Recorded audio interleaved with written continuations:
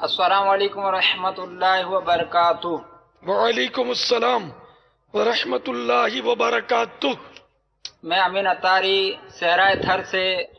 بابا جان کی بارگاہ میں یہ عرض ہے کہ ہم جو یہ صحرائے تھر میں بارشوں کے اوپر زمین آباد کرتے ہیں تو یہ ارشاد فرمائیے کہ ہمیں اس پر کتنا عشر دینا ہوگا؟ پیارے باپا جان کی بارگاہ میں سوال ہے، کچھ زمیندار اپنی فصل کاٹنے سے پہلے فروخت کر دیتے ہیں، اس کا عشر کون ادا کرے گا، خریدار یا بیچنے والا؟ میں محمد عمر اتاری رحیم یار خان سے عرض کر رہا ہوں۔ حضرت صاحب کی خدمت میں میرا سوال ہے کہ اکثر گاؤں میں لوگ گندم کے سیزن میں گندم اور کپاس کے سیزن میں کپاس امام مسجد کو دیتے ہیں، کیا یہ عشر کا طریقہ صحیح ہے؟ اب پہلے سوال کا جواب، صحرائے تھر جو بارشوں سے زمین آباد کرتے ہیں تو ان کے لیے جواب یہ کہ جو کھیت بارش، نہر، نالے کے پانی سے بغیر قیمت ادا کیے سیراب کیا جائے، یعنی پانی دیا جائے، اس پر عشر یعنی 10واں حصہ واجب ہے۔ واللہ تعالی اعلم ورسولہ اعلم عز وجل وصلی اللہ تعالی علیہ وآلہ وسلم صلو علی الحبیب صلی اللہ تعالی علی محمد۔ اچھا، دوسرا سوال غالباً یہ تھا کہ فصل کاٹنے سے پہلے بیچ دیتے ہیں،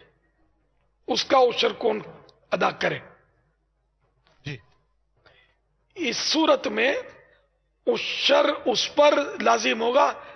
جو بیچنے والا ہے، خریدار پر نہیں۔ واللہ تعالی اعلم ورسولہ اعلم عز وجل وصلی اللہ تعالی علیہ وآلہ وسلم صلو علی الحبیب صلی اللہ تعالی علی محمد۔ امام صاحب کو یہ جو عشر کا گندم، کپاس وغیرہ دیا جاتا ہے یہ لکھا ہے اکثر گاؤں میں، تو اس کا جواب یہ کہ اگر گندم یا کپاس بطور اجرت دیتے ہیں، مثال کے طور پر امام کو یہ طے کیا کہ آپ کو ہم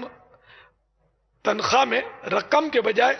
ہمارا جو عشر نکلتا ہے اس کو نہیں بھی بتایا کہ ہم اتنا گندم اور اتنا کپاس آپ کو دیں گے، اگر صرف یہ طے ہوتا نا کہ اتنا گندم اور اتنا کپاس آپ کو دیں گے تنخواہ میں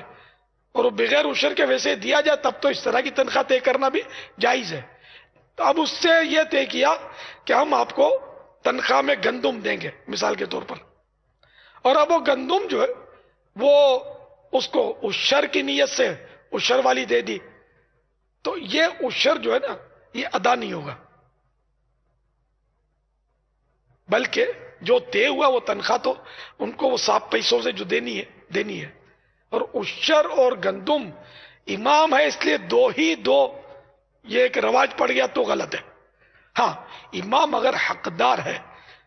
یعنی اوسا حقدار ہے جو زکوٰۃ کا حقدار ہوتا ہے، زکوٰۃ اور عشر کے ایک ہی طرح کے حقدار ہوتے ہیں،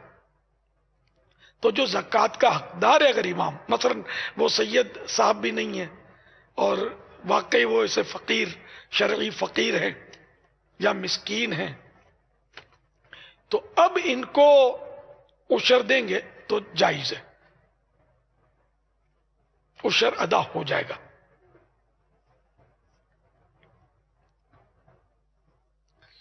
واللہ تعالی اعلم ورسولہ اعلم عز وجل وصلی اللہ تعالی علیہ وآلہ وسلم صلو علی الحبیب